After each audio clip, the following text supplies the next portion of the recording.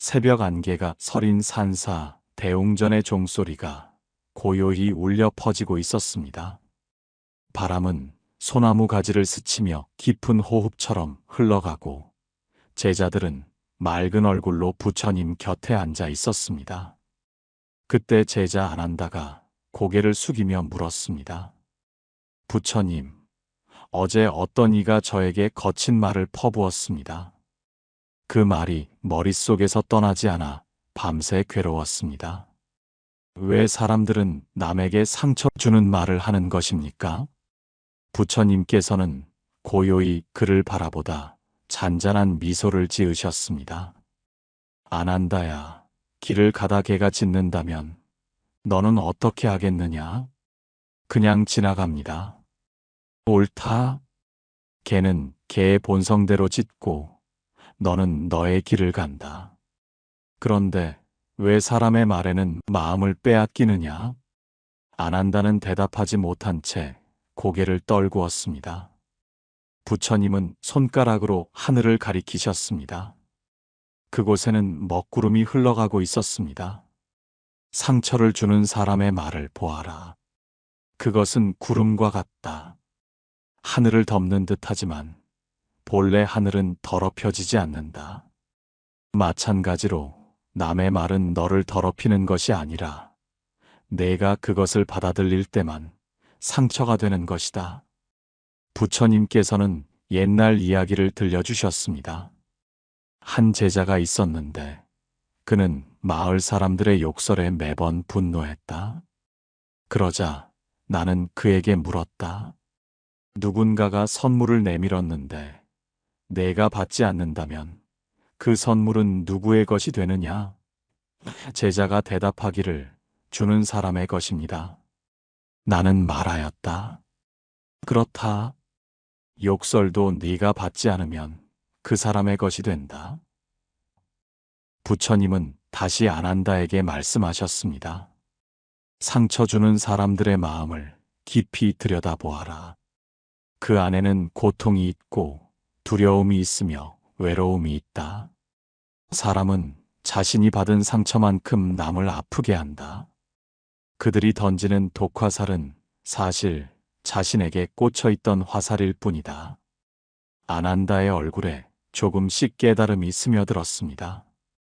그러니 상처를 주는 사람을 미워하지 말고 연민으로 바라보아라.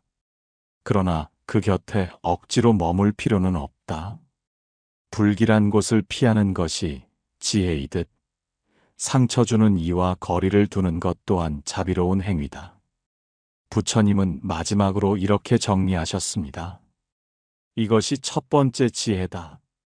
남의 말이 너를 아프게 하는 것이 아니라 내가 그것을 붙잡을 때 상처가 된다. 그러므로 상처를 주는 이를 이해하되 그 상처를 받아들일 필요는 없다.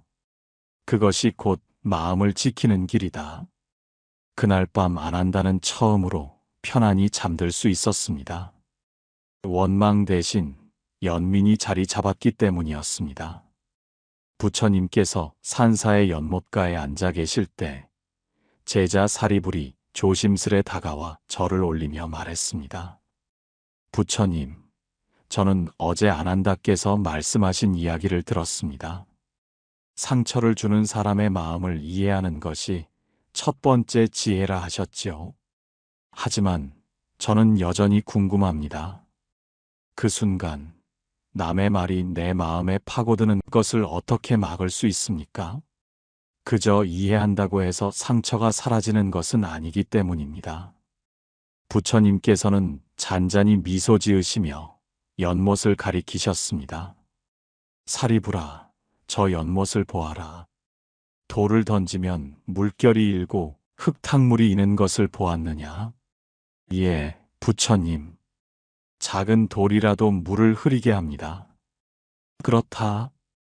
그러나 만약 이 연못이 얼어 있다면 돌은 튕겨나가고 물결은 일지 않을 것이다. 마음도 그러하다. 마음이 물처럼 흔들리면 남의 말에 상처받지만 마음이 얼음처럼 단단하면 그 어떤 말도 들어올 수 없느니라. 사리불이 고개를 갸웃하며 물었습니다.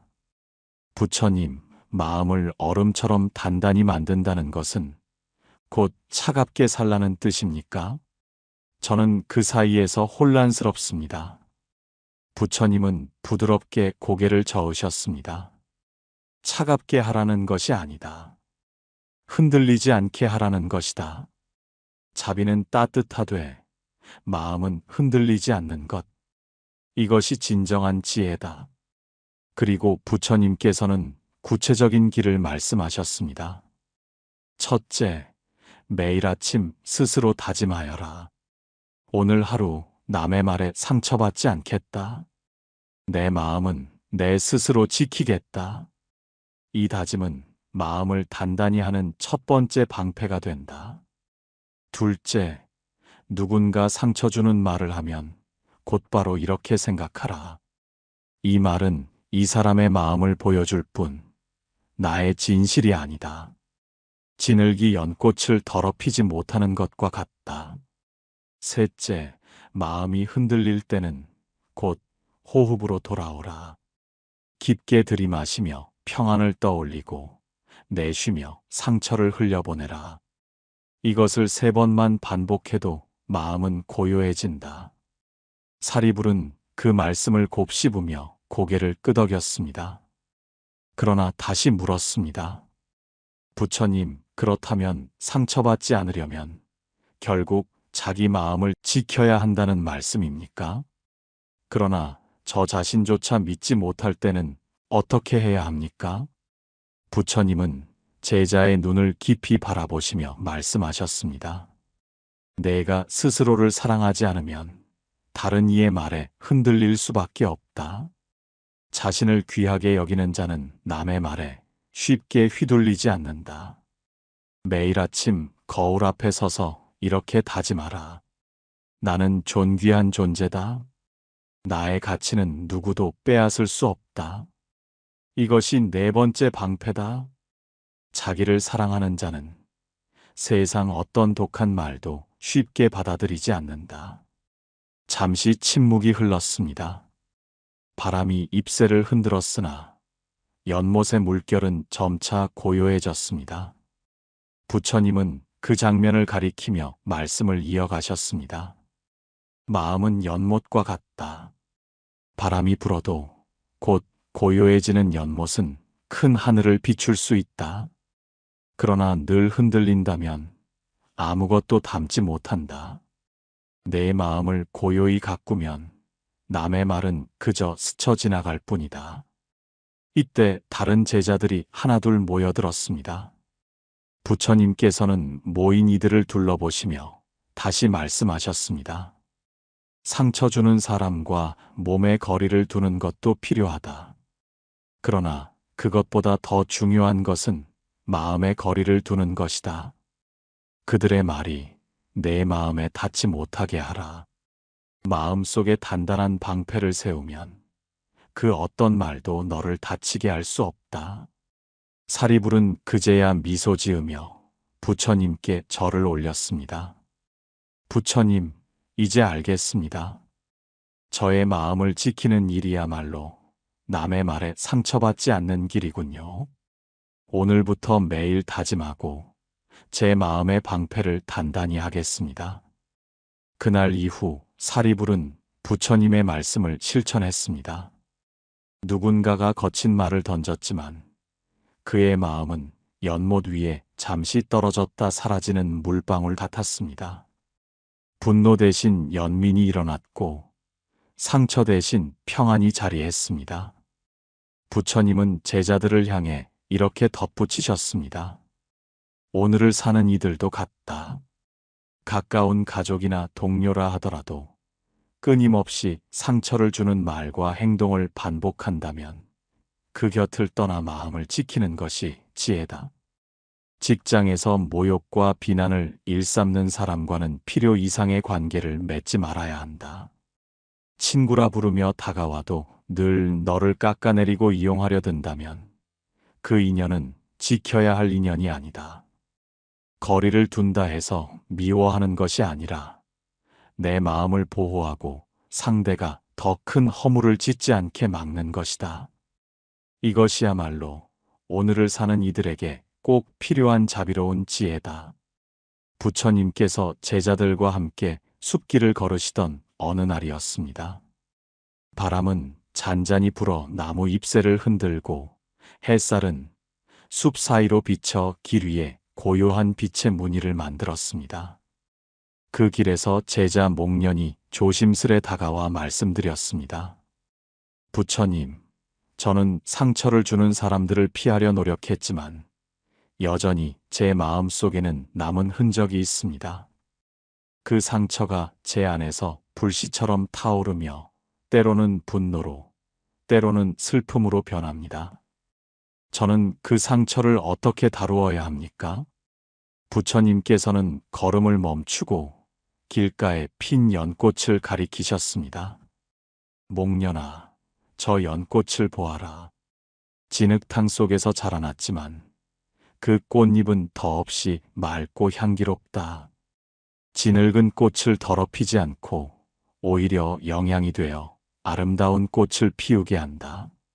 마찬가지로 사람의 상처 또한 그대로 두면 독이 되지만 그것을 지혜로 바꾸면 약이 되어 삶을 빛나게 한다. 목련이 고개를 끄덕이며 물었습니다. 그렇다면 부처님, 상처를 지혜로 바꾸는 방법은 무엇입니까? 부처님께서 말씀하셨습니다. 첫째, 상처를 받았을 때 스스로에게 물어라. 이 경험이 나에게 무엇을 가르쳐 주려 하는가? 상처 속에는 늘 배움이 숨어 있다. 너를 비난한 말이 사실이 아니라고 해도 그것을 통해 너는 인내를 배울 수 있고 자만을 버릴 수 있으며 마음의 근육을 단련할 수 있다. 부처님은 잠시 발걸음을 멈추시고 한 무리의 벌들이 연꽃에 모여드는 모습을 바라보셨습니다. 둘째, 상처는 거울이다. 남의 말에 특별히 마음이 흔들릴 때는 그 말 속에 내가 외면해온 나의 모습이 담겨 있기도 하다. 만약 누군가 너는 게으르다라고 했을 때 이유 없이 분노가 일어난다면 어쩌면 너 스스로도 그 가능성을 알고 있었기 때문이다. 상처는 고통스럽지만 동시에 자기 성찰의 문이 되기도 한다. 목련은 깊이 생각에 잠겼습니다. 그렇다면 상처는 단순히 고통이 아니라 나를 돌아보게 하는 기회이기도 하군요. 부처님께서 고개를 끄덕이셨습니다. 그렇다.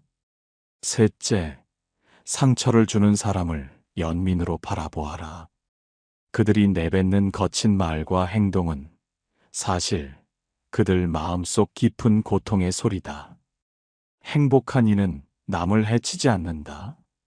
상처를 준 사람을 미워하기보다 그가 왜 그렇게 되었는지를 보아라. 그 순간 분노는 사라지고 자비가 일어난다. 부처님께서는 이어서 옛 이야기를 들려주셨습니다. 옛날 어떤 마을에 늘 사람들을 헐뜯고 욕하던 이가 있었다. 사람들은 그를 멀리했지만 한 노승은 그를 향해 늘 연민의 눈길을 보냈다. 제자들이 그 이유를 묻자 노승은 이렇게 대답하였다. 그는 어릴 적 부모에게 버려져 늘 배고픔과 외로움 속에 살았다. 지금 그의 거친 말은 어린 시절 울음의 다른 이름일 뿐이다. 내가 어찌 그를 미워하겠느냐? 이처럼 상처를 주는 사람을 이해하는 순간 미움은 연민으로 바뀐다. 목련은 부처님의 말씀을 들으며 눈시울이 붉어졌습니다. 부처님, 저는 이제 알겠습니다. 제가 받은 상처를 붙들고 있을 것이 아니라 그것을 통해 자비를 배우고 더 단단해져야 한다는 것을요. 부처님은 자애로운 눈빛으로 목련을 바라보시며 말씀하셨습니다. 넷째, 상처를 약으로 바꾸려면 그 아픔을 다른 이를 돕는 힘으로 사용하여라. 너의 상처가 누군가의 아픔을 이해하게 하고 위로하는 말이 되게 하라.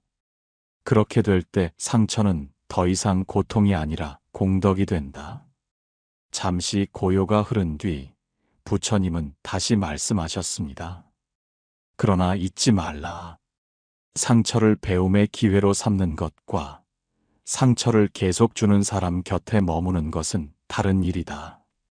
독사를 연구하기 위해 독사와 함께 사는 것은 어리석은 일이다. 지혜로운 이는 배우되 지혜롭게 거리를 둔다. 목련은 고개를 깊이 숙이며 답했습니다.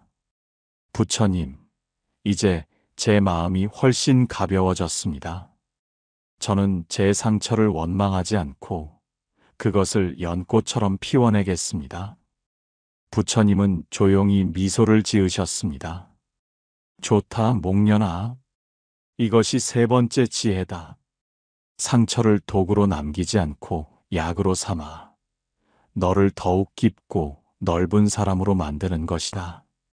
그리고 부처님은 제자들에게 덧붙이셨습니다. 오늘을 사는 이들도 같다. 어떤 이는 직장에서 모욕을 당하고 또 어떤 이는 가까운 가족에게 거친 말을 듣는다. 그때마다 마음은 상처를 입지만 그 상처를 붙들고 원망만 한다면 삶은 더욱 무거워질 뿐이다. 그러나 그 아픔을 자비로 바꾸면 같은 고통을 겪는 사람을 이해하고 위로할 수 있는 힘이 된다. 직장에서 받은 상처가 더 나은 리더십의 밑거름이 되고 가정에서의 아픔이 더 큰 이해심으로 바뀌는 것이다. 그러므로 상처는 결코 헛된 것이 아니다. 지혜롭게 다룰 때 그것은 삶을 빛나게 하는 귀한 자양분이 된다. 그날 저녁 제자들은 부처님의 말씀을 곱씹으며 각자의 상처를 떠올렸습니다. 신기하게도 그 상처가 더 이상 무겁게만 느껴지지 않았습니다. 오히려 그 속에 숨어있던 배움과 연민을 발견하며 마음은 조금씩 평안에 가까워졌습니다. 부처님께서 산사의 저녁 마당에 앉아 계실 때였습니다. 하늘은 붉게 물들어가고 새들은 둥지로 돌아가며 고요 속에 잔잔한 종소리만 울려 퍼지고 있었습니다. 그때 제자 가섭이 조심스럽게 다가와 합장하고 말했습니다. 부처님, 저는 이제 상처를 주는 사람들을 이해하고 그들로부터 배움을 얻는 법도 알게 되었습니다. 하지만 여전히 마음속에 원망이 남아 있습니다. 머리로는 용서해야 한다고 알지만 가슴은 그렇지 못합니다. 저는 이 마음을 어떻게 다스려야 합니까? 부처님께서 가섭을 바라보며 부드러운 미소를 지으셨습니다. 가섭아, 용서란 억지로 되는 것이 아니다. 꽃이 제철이 되어야 피어나듯 용서도 그때가 되면 저절로 일어난다. 하지만 우리가 그 과정을 돕고 상처가 고요히 아물 수 있도록 마음을 닦을 수는 있다. 가섭은 눈빛을 반짝이며 물었습니다. 부처님, 용서를 돕는 방법은 무엇입니까?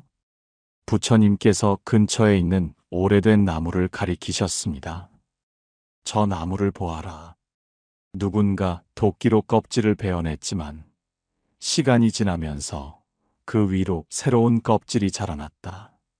상처 자국은 여전히 남아있지만 더 이상 그 나무를 아프게 하지 않는다. 용서란 그와 같다. 상처를 지워버리는 것이 아니라 상처와 더불어 평화롭게 살아가는 길이다. 가섭은 나무의 상처 자국을 바라보며 조용히 고개를 끄덕였습니다. 부처님께서 말씀을 이으셨습니다. 첫째, 용서는 상대방을 위한 것이 아님을 알아라. 그것은 곧 내 자신을 위한 것이다. 원망을 붙들고 사는 것은 뜨거운 숯을 움켜쥐는 것과 같다. 결국 화상을 입는 이는 상대가 아니라 바로 너다. 둘째, 용서는 잘못된 행동을 정당화하는 것이 아니다. 그들의 말과 행위가 옳다고 인정하는 것이 아니라 그 잘못된 행동이 더 이상 내 마음을 지배하지 못하도록 놓아주는 것이다. 셋째, 상처를 준 사람을 한 인간으로 보아라. 그들도 누군가의 자식이고 누군가에게는 소중한 이다. 그들도 사랑받고 싶고 행복하고 싶어 하지만 방법을 알지 못할 뿐이다. 그 무지를 이해하면 미움이 아닌 연민이 일어난다. 부처님께서는 제자들에게 옛 이야기를 들려주셨습니다. 옛날 한 마을에 거칠게 남을 괴롭히는 사내가 있었다. 사람들은 모두 그를 증오했지만 한 스님은 늘 그를 위해 기도했다. 제자들이 이유를 묻자 스님은 이렇게 말했다. 그는 어린 시절 학대 속에 자라나 단 한 번도 따뜻한 손길을 받아본 적이 없다. 그가 남을 괴롭히는 것은 스스로의 아픔을 표현하는 방식일 뿐이다. 그러니 나는 그를 미워하지 않는다. 이처럼 상처를 주는 사람은 사실 가장 큰 상처를 지닌 사람이다. 가섭의 눈가에 눈물이 고였습니다. 부처님, 그렇다면 제가 그들을 불쌍히 여긴다면 용서가 자연스럽게 이루어진다는 말씀이군요. 부처님께서 조용히 고개를 끄덕이셨습니다. 그렇다. 연민이 일어나면 원망은 힘을 잃는다. 그 순간 용서는 강요가 아니라 자연스러운 흐름이 된다. 부처님은 제자들에게 구체적인 수행을 일러주셨습니다. 매일 밤 잠자리에 들기 전 눈을 감고 내게 상처를 준 사람의 얼굴을 떠올려라. 그리고 마음속으로 이렇게 말하라. 그대도 행복하기를. 그대의 고통이 풀리기를. 그대의 마음이 평안을 얻기를. 처음에는 입술로만 하게 될 것이다. 그러나 날마다 반복하면 어느 순간 진심이 된다. 그때 내 마음에서 원망이 떠나가고 고요가 찾아오리라. 가섭은 잠시 생각하다가 다시 물었습니다. 부처님, 마냥 용서한다고 해서 그들과 다시 가까워져야 합니까? 부처님께서는 엄숙한 표정으로 대답하셨습니다. 아니다. 용서와 재접촉은 별개의 문제다. 독사를 용서할 수는 있으나 독사와 함께 살아야 한다는 뜻은 아니다. 지혜로운 이는 해로운 사람으로부터 거리를 둔다. 그러나 그 거리는 미움이 아니라 지혜에서 비롯되어야 한다. 제자들은 모두 깊이 고개를 끄덕였습니다. 부처님은 다시 한번 강조하셨습니다. 용서란 상대를 풀어주는 것이 아니라 내 마음의 사슬을 끊는 것이다. 그것은 가장 큰 자비이자 가장 큰 자유다. 그리고 부처님은 제자들을 향해 이렇게 덧붙이셨습니다. 오늘을 사는 이들도 다르지 않다. 어떤 이는 가족 안에서 늘 희생하지만 정작 감사는 돌아오지 않아 마음의 원망이 쌓인다. 어떤 이는 직장에서 모욕을 당하고 그 기억이 수년 동안 마음을 괴롭힌다. 또 어떤 이는 친구에게 배신을 당하고 그 상처를 평생 품고 살아간다. 그러나 원망을 붙드는 한 고통은 사라지지 않는다. 용서란 상대를 위한 것이 아니라 바로 너의 평안을 위한 것이다. 미움과 원망의 짐을 내려놓을 때 비로소 너는 자유로워진다. 그날 밤 가섭은 부처님의 가르침을 마음에 새기고 처음으로 마음이 한결 가벼워짐을 느꼈습니다.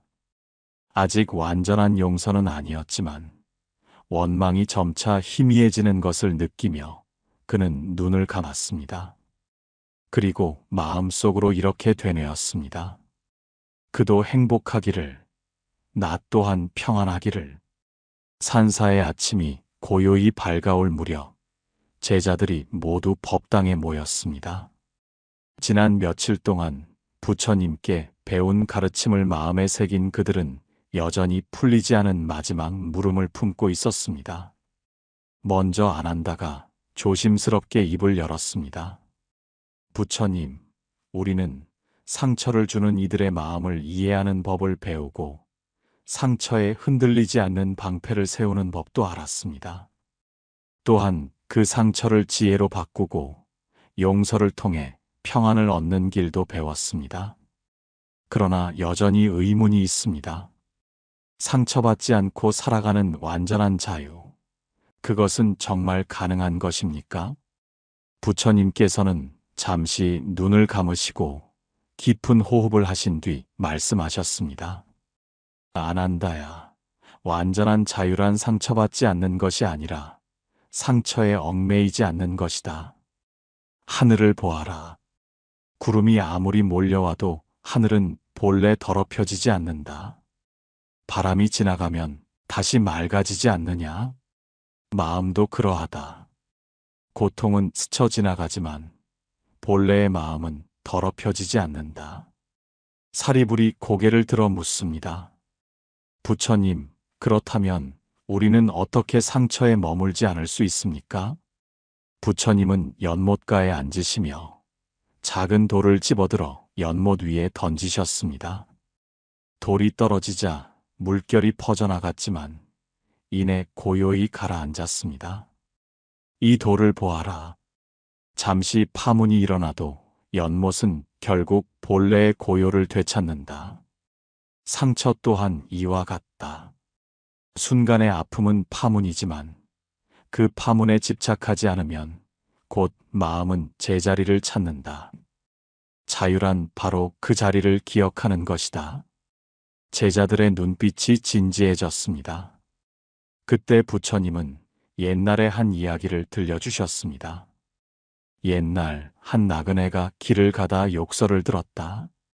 그는 분노하여 그 자리를 떠나지 못하고 오랫동안 원망만을 되뇌었다. 결국 그의 삶은 그 원망에 갇혀 자유를 잃었다.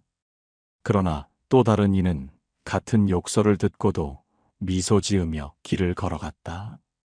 그가 스스로에게 말하였기 때문이다. 이 말은 그의 입에서 나온 것이지 나의 본질이 아니다.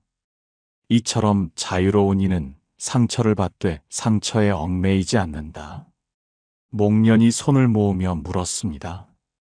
부처님, 그 자유를 얻으려면 무엇을 실천해야 합니까? 부처님께서 차분히 말씀을 이어가셨습니다.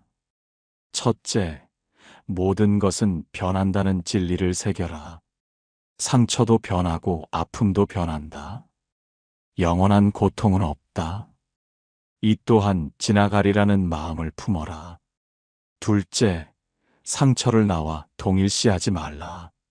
나는 상처 그 자체다가 아니라 나는 상처를 경험하는 존재다라고 알아라. 그러면 너의 본래 마음은 언제나 자유롭다. 셋째, 상처 속에서도 감사할 것을 찾아라. 그 경험이 너를 단단하게 만들고 더 큰 연민을 배우게 할 수도 있지 않느냐? 제자들은 고개를 끄덕이며 가슴 깊이 새겼습니다. 부처님은 다시 제자들을 향해 물으셨습니다. 너희는 혹시 남을 미워하며 살아본 적이 있느냐? 제자들이 고개를 떨구었습니다. 부처님은 부드럽게 말씀하셨습니다.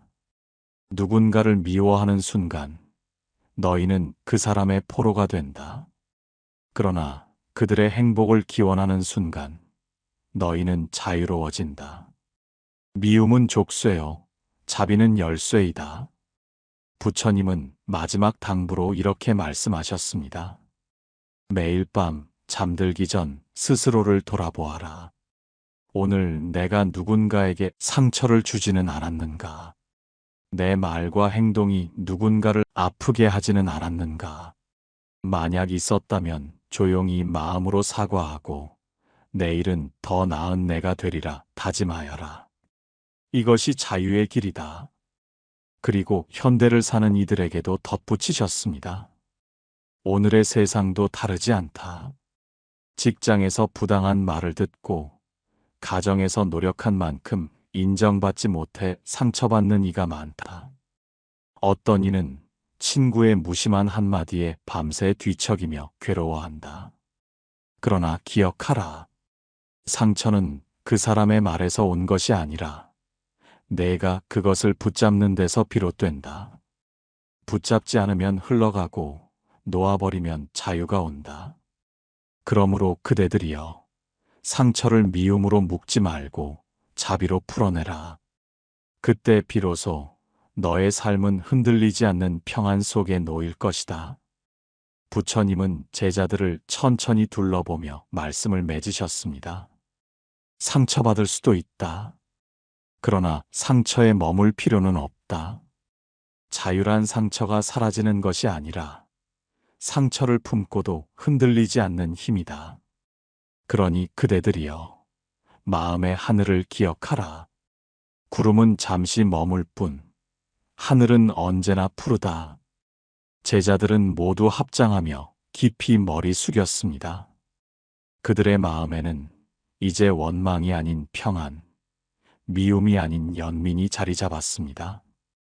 그리고 각자는 스승의 가르침을 따라 자유로운 삶을 향한 발걸음을 내딛었습니다. 여러분, 우리는 상처를 피할 수 없지만 그 상처에 머물지 않을 수는 있습니다. 미움은 족쇄가 되고 자비는 열쇠가 됩니다. 여러분의 삶이 자유롭고 평안하기를 기원합니다. 오늘의 이야기가 마음에 울림이 있으셨다면 구독과 좋아요로 함께 해주십시오. 그 작은 마음이 더 많은 이에게 평안의 씨앗이 될 것입니다. 고요한 밤이 찾아왔습니다. 하루의 모든 소음이 잦아들고 세상이 평안의 침묵 속에 잠기는 이 시간. 이제 당신의 영혼이 가장 깊은 휴식으로 들어갈 때입니다. 부처님께서 말씀하셨습니다. 밤은 마음이 가장 맑아지는 시간이다. 번뇌와 욕망이 잠들고 순수한 의식만이 남을 때 진리와 가장 가까워진다. 잠자리에 누워 이 말씀을 듣고 계시는 지금 이 순간이야말로 당신이 부처님의 자비로운 품 안으로 들어가는 신성한 시간입니다. 깊은 호흡을 한번 해보세요. 들숨에는 평안을, 날숨에는 하루의 모든 걱정을 내보내세요. 당신의 몸이 이불 위에 편안히 놓이듯이 당신의 마음도 부처님의 자비 속에 편안히 맡겨보세요. 옛날 한 선승이 부처님께 여쭈었습니다. 세존이시여, 꿈속에서도 수행이 가능한가요? 부처님께서 미소 지으시며 대답하셨습니다. 꿈은 마음이 만든 또 다른 세계다. 깨어있는 세계에서 수행하는 마음으로 잠들면 꿈속에서도 그 수행이 계속된다. 이것이 바로 수면 명상의 비밀입니다. 잠들기 전 마지막 생각이 꿈 전체를 좌우한다는 것입니다. 하루의 마지막에 부처님의 이름을 부르며 잠들면 그 부름이 꿈속까지 이어져 부처님과의 만남을 가능하게 합니다. 지금 이 순간 당신의 베개는 연화대가 되고 당신의 침실은 정토가 됩니다. 당신이 부처님을 생각하는 만큼 부처님도 당신을 생각하고 계십니다. 이것이 감흥도교의 원리입니다. 나무아미타불, 이 거룩한 이름을 마음속으로 조용히 불러보세요. 소리내지 않아도 괜찮습니다. 마음으로 부르는 염불이야말로 가장 깊은 기도입니다. 부처님의 자비는 시간과 공간을 초월합니다. 깨어 있을 때뿐만 아니라 잠들어 있을 때도, 의식이 있을 때뿐만 아니라 무의식 상태에서도 당신을 보호하고 인도하십니다. 꿈속에서 부처님을 만난다는 것은 단순한 환상이 아닙니다. 그것은 당신의 깊은 의식이 부처님의 광명과 만나는 실제적인 체험입니다. 많은 수행자들이 꿈속에서 부처님으로부터 가르침을 받고 깨어나서 그 가르침을 실제 삶에 적용해 큰 변화를 경험했습니다. 하지만 꿈속에서 부처님을 만나기 위해서는 특별한 준비가 필요합니다. 그저 바라기만 해서는 안 됩니다. 마음을 정화하고 의식을 맑게 하며 진실한 믿음으로 임해야 합니다. 첫 번째로 잠자리에 들기 전에 하루를 되돌아보세요. 오늘 내가 한 선한 일들을 떠올려 보고 부처님 앞에 감사의 마음을 표현하세요. 그리고 혹시 누군가에게 상처를 주었거나 좋지 않은 생각을 했다면 진심으로 참회하세요. 두 번째로 부처님에 대한 간절한 그리움을 품으세요. 마치 사랑하는 사람을 그리워하듯이 부처님을 만나고 싶은 간절함을 마음 깊이 새기세요. 이 간절함이 꿈의 다리가 됩니다. 세 번째로 부처님의 모습을 마음속에 그려보세요. 자비로운 미소, 따뜻한 눈빛, 평안을 주는 음성. 부처님의 모든 것을 생생하게 떠올리며 잠들어 가세요. 네 번째로 꿈속에서 부처님을 만날 수 있다는 확신을 가지세요. 의심하는 마음은 꿈의 문을 닫아버립니다. 부처님께서 반드시 저에게 오실 것입니다 라는 믿음으로 잠드세요. 이제 천천히 눈을 감고 몸에 힘을 빼세요. 발가락부터 시작해서 다리, 배, 가슴, 어깨, 팔 그리고 얼굴까지 모든 근육의 힘을 완전히 빼고 이불 속에 몸을 맡기세요. 부처님께서 말씀하셨습니다. 진실한 마음으로 나를 부르는 자는 반드시 나를 만날 것이다. 깨어 있을 때든 잠들어 있을 때든 상관없이 지금 이 순간부터 당신의 잠은 단순한 휴식이 아니라 부처님과의 만남을 위한 신성한 시간이 됩니다. 꿈속에서 만날 부처님을 기대하며 평안히 잠들어 가세요. 나무아미타불, 나무아미타불. 이 거룩한 연불이 당신을 꿈속 정토로 인도할 것입니다. 당신이 잠들어가는 지금 이 순간, 의식과 무의식의 경계선 위에서 특별한 일이 일어나고 있습니다. 깨어있는 마음이 천천히 가라앉고 꿈의 세계로 향하는 문이 조금씩 열리고 있습니다. 부처님께서 제자들에게 말씀하셨습니다. 꿈은 또 다른 차원의 현실이다. 그곳에서도 부처의 가르침이 전해지고 중생들이 구제된다. 꿈을 단순히 환상이라고 여기지 말라. 옛 경전에는 이런 이야기가 전해집니다. 한 비구가 매일 밤 꿈속에서 부처님을 만나 가르침을 받았습니다.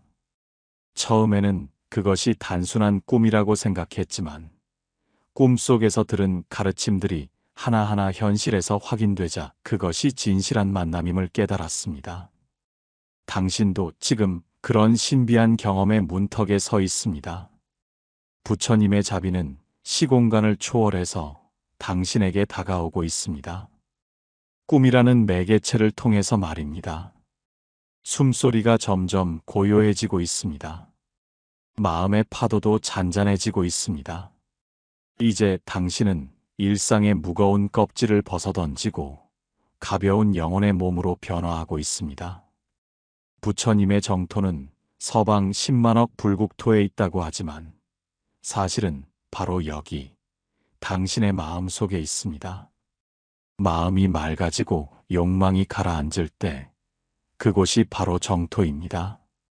그리고 잠들어가는 지금 이 순간이야말로 마음이 가장 맑고 고요해지는 시간입니다. 옴마니 파드메 훔. 관세음 보살의 육자대명주도 당신의 꿈길을 밝혀줄 것입니다. 자비의 보살님께서 당신의 꿈속 여행을 인도하실 것입니다. 잠들어가는 과정 자체가 하나의 수행입니다. 깨어있는 의식이 서서히 사라지면서 더 깊고 근원적인 의식이 드러나는 과정. 이것은 마치 명상 수행자가 깊은 산매에 들어가는 과정과 같습니다. 부처님께서 말씀하셨습니다. 잠들 때의 마음 상태가 죽을 때의 마음 상태와 같다. 그러므로 늘 평안하고 청정한 마음으로 잠들어야 한다. 지금 당신이 부처님을 생각하며 잠들어간다는 것은 얼마나 복된 일인지 모릅니다. 이 순간의 청정한 마음이 꿈속에서도 계속 이어져서 부처님과의 만남을 가능하게 할 것입니다. 꿈의 세계에서는 물리적인 법칙이 적용되지 않습니다.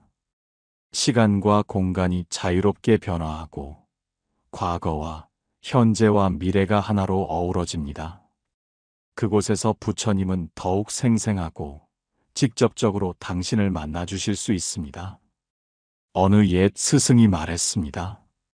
꿈속에서 부처님을 만나는 것은 깨어 있을 때 부처님을 만나는 것보다 때로는 더 생생하고 강렬하다. 왜냐하면 꿈속에서는 일상의 장벽들이 모두 사라지기 때문이다.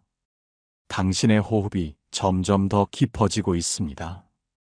들숨과 날숨의 사이사이에 고요한 정적이 흐르고 있습니다. 그 정적 속에서 부처님의 현존을 느껴보세요. 지금 이 순간 당신의 침실은 더 이상 일상의 공간이 아닙니다. 그곳은 거룩한 불전이 되었고 당신의 침대는 연화대가 되었습니다. 부처님께서 당신을 맞이하실 준비를 하고 계십니다. 마음속으로 부처님께 말씀드려 보세요. 부처님, 꿈속에서 저와 만나주세요. 저에게 필요한 가르침을 주세요. 제가 가야 할 길을 보여주세요. 부처님께서는 이미 당신의 간절한 부름을 들으셨습니다. 당신이 완전히 잠들기를 기다리고 계십니다. 꿈이라는 신비한 다리를 건너서 당신에게 오시기 위해서 말입니다. 이제 모든 것을 내려놓으세요. 오늘의 걱정도, 내일의 계획도, 모든 생각들을 그저 부처님에 대한 그리움 하나만 품고 평안히 잠들어 가세요. 당신의 의식이 꿈의 강으로 흘러들어가고 있습니다. 그 강물을 따라 흘러가다 보면 저편의 찬란한 빛으로 둘러싸인 부처님을 만나게 될 것입니다. 나무아미타불, 나무아미타불. 이 연불 소리가 당신을 꿈속 정토로 인도하고 있습니다. 깊은 잠에 빠져든 당신의 의식이 새로운 차원으로 접어들고 있습니다. 일상의 무거운 껍질을 벗어던진 영혼이 가벼운 빛의 몸이 되어 꿈의 세계로 들어가고 있습니다.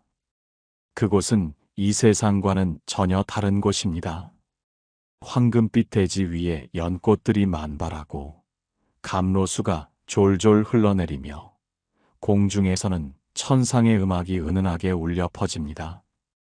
이곳이 바로 부처님의 정토, 극락세계입니다. 부처님께서 말씀하셨습니다. 정토는 멀리 있지 않다. 청정한 마음이 있는 곳이 바로 정토다. 지금 당신의 꿈속이야말로 가장 완벽한 정토인 것입니다. 저 멀리서 부드러운 빛이 다가오고 있습니다. 그 빛 속에서 자비로운 미소를 지으신 부처님의 모습이 서서히 드러납니다. 황금색 몸에서 나오는 광명이 온 세상을 밝히고 그 자비로운 눈빛이 당신의 마음 깊은 곳까지 어루만져 줍니다. 내가 기다리고 있었다. 부처님의 음성이 당신의 마음 속에 직접 울려 퍼집니다. 말로 하시는 것이 아니라 마음에서 마음으로 전해지는 진실한 소통입니다. 옛 경전에 이런 말씀이 있습니다. 부처는 중생의 간절한 부름을 결코 외면하지 않는다. 비록 꿈속이라 할지라도 진실한 마음으로 부르는 자에게는 반드시 나타난다. 당신이 오늘 밤 이 자리에서 부처님을 만나게 된 것은 우연이 아닙니다.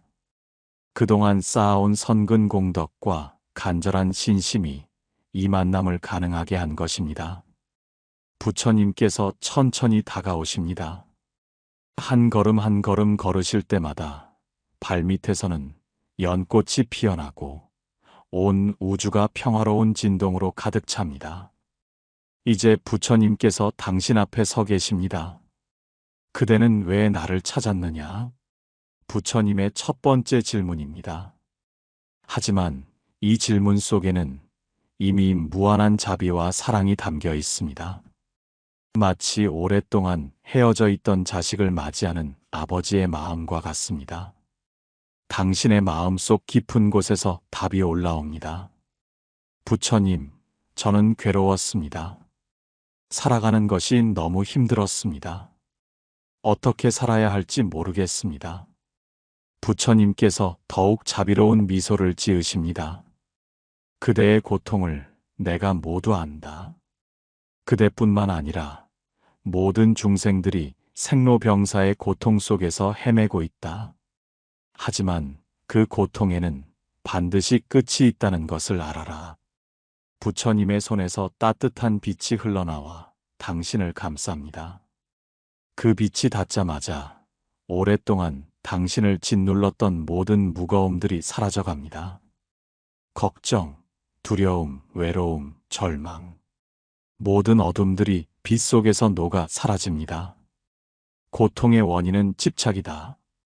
부처님의 두 번째 가르침이 시작됩니다.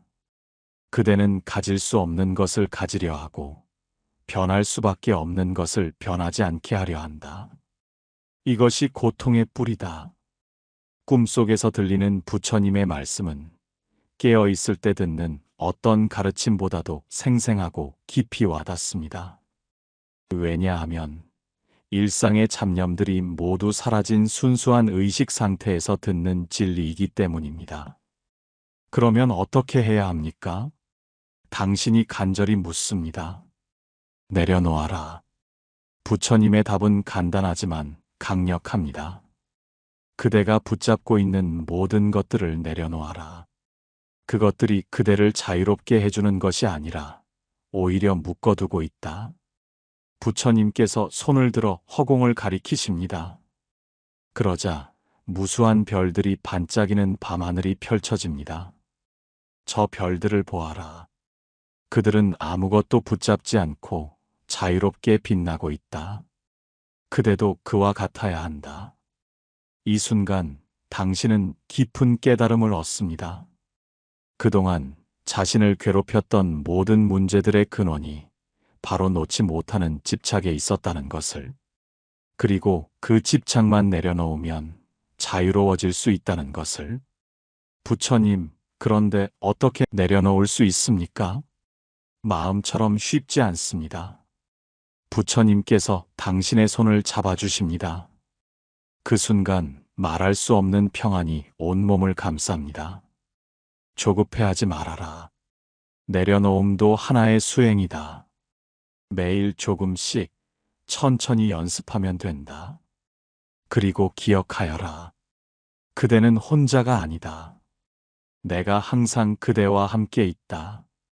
비록 눈에 보이지 않을지라도 내 자비는 언제나 그대를 감싸고 있다. 부처님의 말씀이 끝나자 주변 풍경이 서서히 변화하기 시작합니다. 하지만 부처님의 자비로운 미소와 따뜻한 음성은 여전히 당신의 마음 속에 생생하게 남아 있습니다. 내일 밤에도 다시 만나자. 부처님의 마지막 약속이 꿈속 공간에 울려 퍼집니다. 두 번째 밤, 당신은 더욱 깊은 꿈의 세계로 들어갑니다. 어제의 만남이 단순한 꿈이 아니었음을 이제 확신합니다. 왜냐하면 깨어난 후에도 부처님의 가르침이 마음속에서 계속 울려 퍼지고 있었기 때문입니다. 오늘 밤 부처님께서 나타나신 곳은 거대한 연꽃 위입니다. 찻잎의 연꽃이 활짝 피어 있고 그 중심에서 부처님께서 결가부좌를 하고 계십니다. 부처님의 몸에서 나오는 광명이 무지개색으로 온 우주를 물들이고 있습니다. 다시 왔구나. 부처님께서 반가워하십니다. 어제의 가르침은 어떠했느냐? 당신은 솔직히 말씀드립니다. 부처님 말씀을 듣고 마음이 편안해졌지만 깨어나서 일상을 살다 보니 또다시 집착하게 됩니다. 어떻게 하면 늘 평안할 수 있을까요? 부처님께서 자애로운 미소를 지으십니다. 그것이 범부의 한계다. 하지만 그 한계를 인정하는 것 자체가 이미 큰 지혜다. 완벽하지 않은 자신을 받아들이는 것, 그것이 자비의 시작이다. 부처님께서 손바닥을 펼치시자 그 위에 작은 연꽃 봉오리가 나타납니다. 이 연꽃을 보아라. 진흙 속에서 자라지만 진흙에 물들지 않는다. 그대도 세상에 살면서 세상에 물들지 않을 수 있다. 그렇게 하려면 어떻게 해야 합니까? 첫째, 모든 것을 있는 그대로 받아들여라. 부처님의 첫 번째 가르침이 시작됩니다. 좋은 것을 억지로 붙잡으려 하지 말고 나쁜 것을 억지로 밀어내려 하지도 말아라. 모든 것은 변한다는 진리를 받아들이면 마음이 평안해진다. 연꽃 봉오리가 천천히 피어나기 시작합니다. 하나의 꽃잎, 두 개의 꽃잎, 자연스럽게 억지로 하지 않고 저절로 피어납니다. 둘째, 지금 이 순간에 깨어 있어라. 부처님께서 계속 말씀하십니다. 과거의 후회나 미래의 걱정이 아닌 지금 이 순간의 호흡, 이 순간의 감각에 집중하여라. 현재 순간에는 고통이 없다. 당신이 부처님의 말씀에 따라 지금 이 순간에 집중해 봅니다. 꿈속이지만 느껴지는 부드러운 바람, 향기로운 꽃냄새, 은은한 광명의 따뜻함. 정말로 이 순간에는 아무런 걱정이 없습니다. 셋째, 자신과 타인을 구별하지 말아라. 부처님의 세 번째 가르침이 더욱 깊어집니다. 모든 존재는 하나로 연결되어 있다. 그대가 다른 사람을 미워하는 것은 자신을 미워하는 것이고, 다른 사람을 사랑하는 것은 자신을 사랑하는 것이다. 갑자기 주변에 수많은 존재들이 나타납니다. 사람들, 동물들, 나무들, 꽃들, 모든 것이 황금빛 실로 연결되어 있는 것이 보입니다. 그리고 그 연결망의 중심에 자신이 있다는 것을 깨닫습니다. 이제 이해하였느냐? 부처님께서 묻습니다. 그대가 괴로워하는 것은 이 연결을 잊고 자신만을 생각하기 때문이다. 하지만 모든 존재가 하나라는 것을 깨닫는 순간 외로움도 두려움도 사라진다. 눈물이 흘러내립니다. 기쁨의 눈물입니다. 그동안 왜 그렇게 외로웠는지, 왜 그렇게 두려웠는지 이제 이해가 됩니다. 자신을 다른 모든 것과 분리된 존재로 생각했기 때문이었습니다.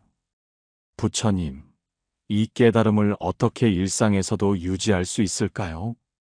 부처님께서 당신의 가슴에 손을 올리십니다. 그러자 그곳에서 따뜻한 빛이 퍼져나갑니다. 이 빛을 기억하여라. 이것이 그대의 본성이다. 아무리 어둠이 짙어도 이 빛은 꺼지지 않는다. 매일 아침 일어나서 이 빛을 떠올려라.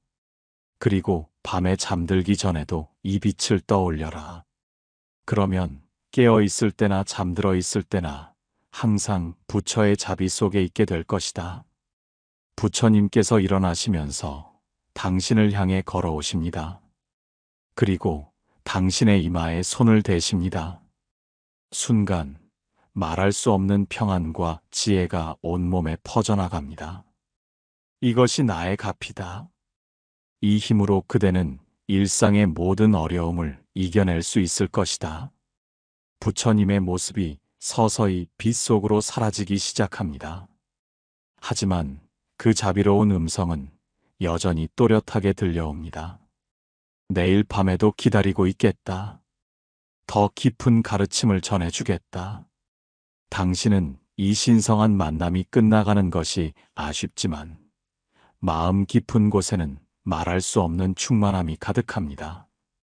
부처님의 가르침이 씨앗처럼 마음밭에 심어졌고 그것이 일상에서 꽃 피울 것이라는 확신이 듭니다. 이번에는 깊은 동굴 속 같은 곳에서 부처님을 만납니다. 하지만 그 동굴은 어둡지 않습니다. 부처님의 광명이 모든 것을 환하게 밝히고 있습니다. 오늘 밤은 특별한 가르침을 전해주겠다. 부처님께서 말씀하십니다. 그대의 과거를 치유하고 업장을 소멸시키는 법에 대해서 말이다. 갑자기 동굴 벽면에 여러 장면들이 영화처럼 펼쳐지기 시작합니다. 당신의 어린 시절, 젊은 시절, 그리고 최근까지의 모든 기억들이 파노라마처럼 지나갑니다. 모든 인간은 완벽하지 않다. 부처님께서 그 장면들을 바라보시며 말씀하십니다. 그대도 살아오면서 많은 실수를 했고, 때로는 다른 사람에게 상처를 주기도 했다. 이것이 업장이 쌓이는 과정이다. 벽면의 영상 중에서 당신이 누군가에게 화를 낸 장면, 거짓말을 한 장면, 이기적으로 행동한 장면들이 두드러지게 나타납니다. 그것들을 보자 마음이 무거워집니다. 부끄럽고 후회됩니다. 부처님, 당신이 고개를 떨구며 말씀드립니다. 후회하는 마음 자체가 이미 참회다. 부처님께서 자비롭게 말씀하십니다. 하지만 후회에만 머물러서는 안 된다. 진정한 참회는 과거를 받아들이고 용서하는 것이다. 부처님께서 손을 들어 벽면을 가리키시자 그 장면들이 황금빛으로 변하기 시작합니다. 이 모든 경험들이 그대를 지금의 그대로 만들었다. 실수도 아픔도 모든 것이 그대가 성장하기 위한 과정이었다. 첫째, 과거의 자신을 용서하여라. 부처님의 가르침이 시작됩니다. 그때의 그대는 지금의 지혜를 갖지 못했다. 그 상황에서는 그것이 최선이었을 수도 있다. 과거의 자신을 미워하는 것은 현재의 자신을 괴롭히는 일이다. 벽면의 장면들을 다시 보니 다르게 보이기 시작합니다. 화를 낸 그 순간에도 나름대로의 이유가 있었고, 거짓말을 한 것도 누군가를 보호하려는 마음에서였던 경우도 있었습니다.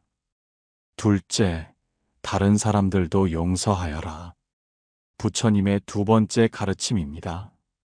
그대에게 상처를 준 사람들도 마찬가지다. 그들도 완벽하지 않은 인간이었을 뿐이다. 그들을 용서할 때 그대의 마음이 자유로워진다. 이번에는 당신에게 상처를 준 사람들의 얼굴이 떠오릅니다. 부모님, 선생님, 친구들, 동료들. 하지만 이상하게도 이번에는 화나 원망이 아니라 연민이 느껴집니다.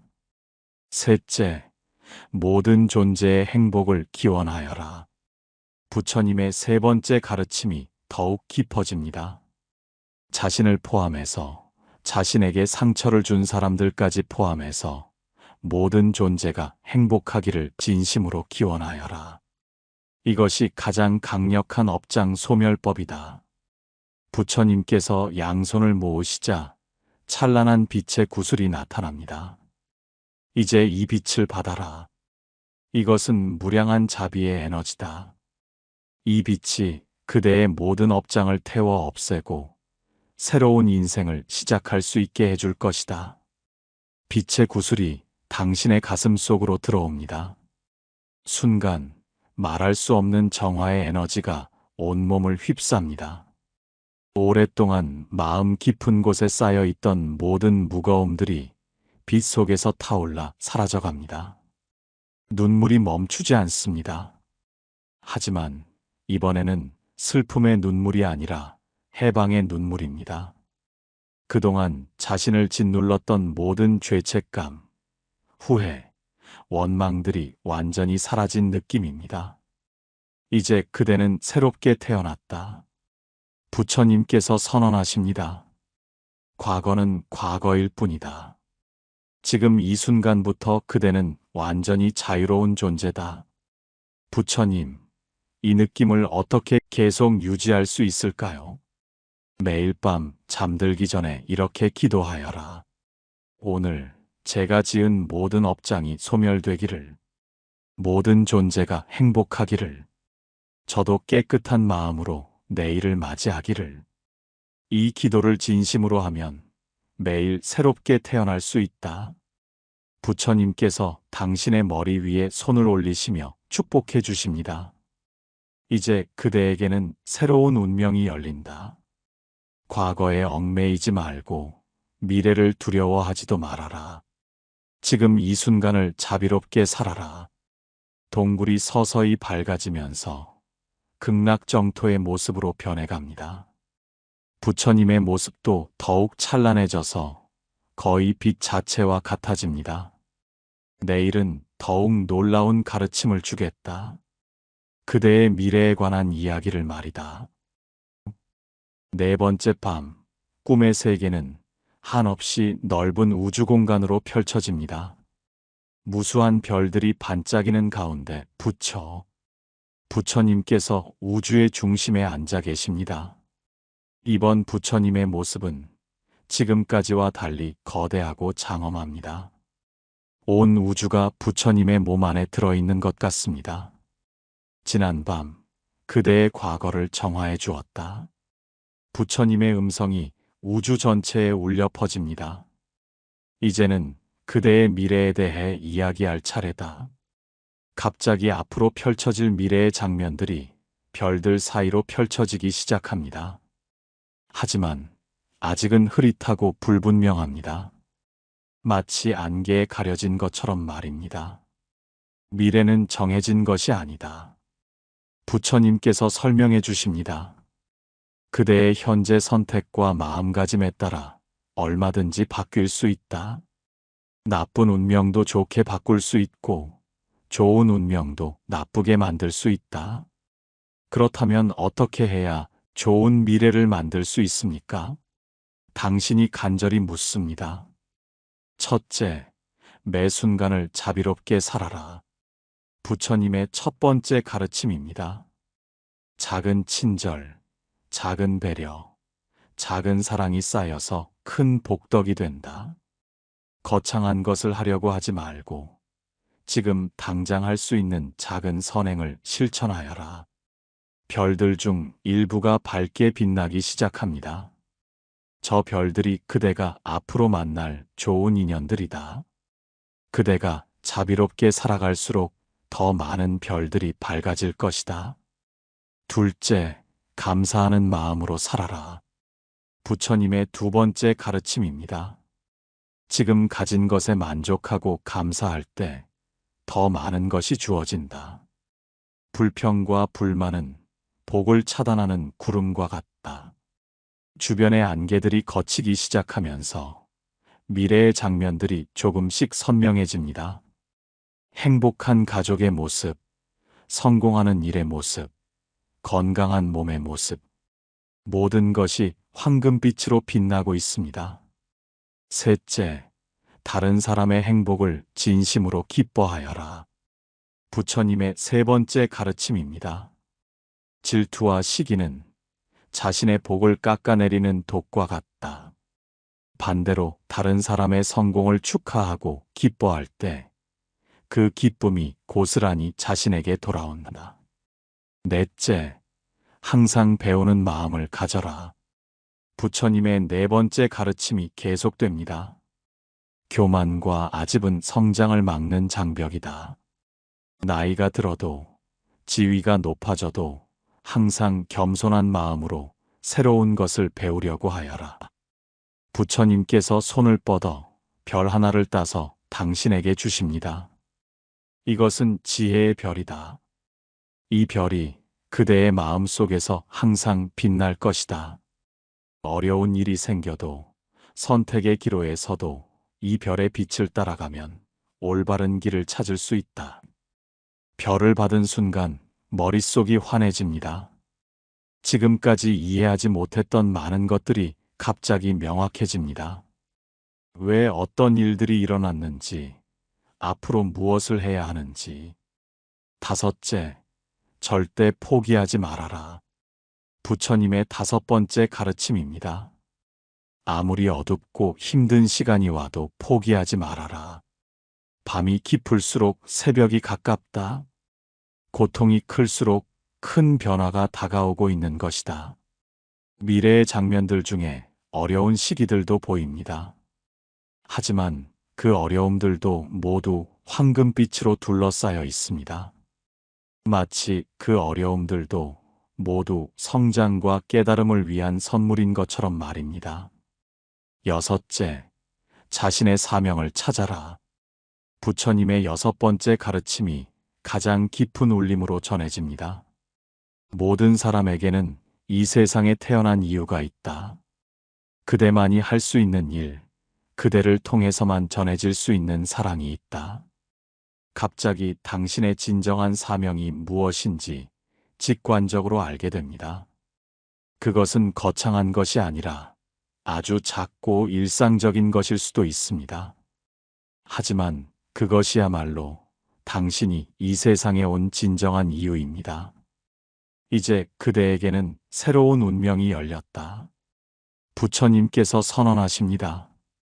과거의 업장은 모두 정화되었고 미래의 길은 환하게 밝혀졌다. 남은 것은 그 길을 걸어가는 것뿐이다. 부처님께서 일어나시더니 당신을 향해 걸어오십니다.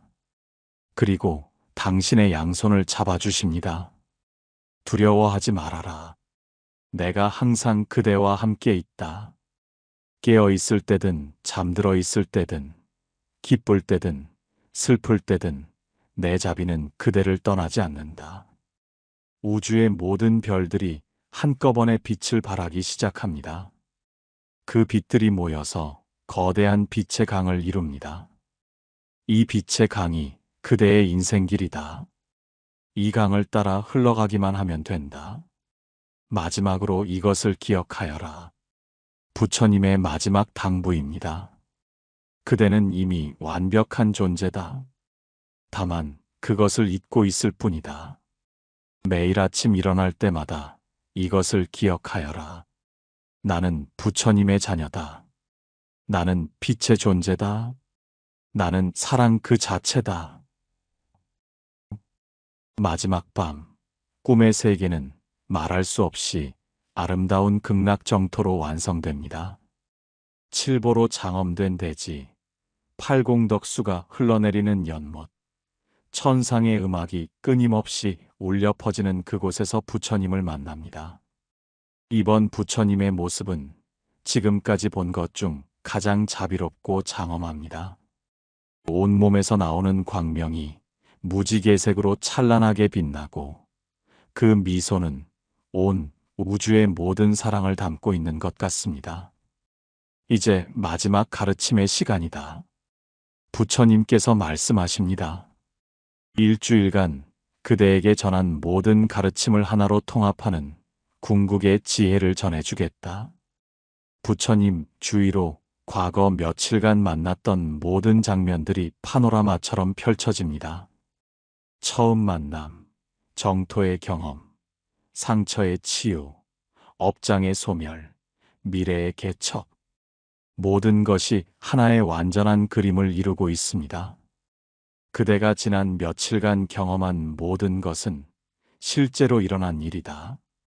부처님께서 확인해 주십니다. 꿈이라고 해서 가짜가 아니다. 꿈도 의식의 한 상태이며 그곳에서 일어나는 깨달음과 치유는 모두 진실하다. 이제 그대는 두 세계를 자유롭게 오갈 수 있게 되었다. 깨어있는 세계와 꿈의 세계, 현실계와 영계를 모두 아우르는 존재가 되었다. 갑자기 당신의 몸이 빛으로 변하기 시작합니다. 물질적인 몸의 경계가 사라지고 순수한 의식, 순수한 빛의 존재가 되어가고 있습니다. 이것이 그대의 진정한 모습이다. 부처님께서 설명해 주십니다. 육체는 임시로 입은 옷에 불과하다. 진정한 그대는 영원불멸의 빛의 존재, 사랑의 존재다. 마지막 가르침을 전하겠다. 부처님의 음성이 우주 전체에 울려 퍼집니다. 모든 중생이 부처다. 그대도 부처고 그대가 만나는 모든 사람도 부처다. 다만 그것을 깨닫지 못하고 있을 뿐이다. 이 말씀을 들은 순간 엄청난 깨달음이 밀려옵니다. 지금까지 만났던 모든 사람들, 심지어 자신에게 상처를 준 사람들까지도 모두 부처의 또 다른 모습이었다는 것을, 모든 경험이 자신을 깨우치기 위한 부처님의 자비로운 방편이었다는 것을, 이제 그대의 사명을 알겠느냐? 부처님께서 묻습니다. 예, 부처님. 제 사명은 이 깨달음을 다른 사람들과 나누는 것입니다. 모든 존재가 자신의 부처성을 깨달을 수 있도록 돕는 것입니다. 부처님께서 깊이 고개를 끄덕이십니다. 그렇다. 그대는 이제 보살이 되었다. 자신만의 해탈을 구하는 것이 아니라 모든 중생과 함께 깨달음으로 나아가는 보살 말이다. 부처님께서 당신의 이마에 손을 대십니다. 순간 말할 수 없는 지혜와 자비가 온몸에 충만해집니다. 이것이 나의 최후갑이다. 이 힘으로 그대는 현실에서도 부처의 일을 할 수 있을 것이다. 깨어나서도 이 모든 것을 기억할 수 있을까요? 당신이 걱정스럽게 묻습니다. 기억하지 못해도 상관없다. 부처님께서 자비롭게 미소 지으십니다. 체험은 기억보다 더 깊은 곳에 새겨진다. 그대의 세포 하나하나, 의식의 가장 깊은 층에 이 모든 가르침과 치유와 깨달음이 새겨져 있다. 그것이 그대의 일상을 변화시킬 것이다. 더 자비롭게, 더 지혜롭게, 더 평안하게 살아갈 수 있게 할 것이다. 꿈의 세계가 서서히 변화하기 시작합니다. 하지만 이번에는 사라지는 것이 아니라 현실 세계와 하나로 합쳐지고 있습니다. 꿈과 현실, 영계와 물질계의 경계가 없어지고 있습니다. 이제 그대는 어디에 있든 항상 정토에 있게 될 것이다. 부처님께서 마지막 축복을 내려주십니다. 그대의 마음이 청정한 곳이 바로 극락이고 그대가 있는 곳이 바로 불국토다.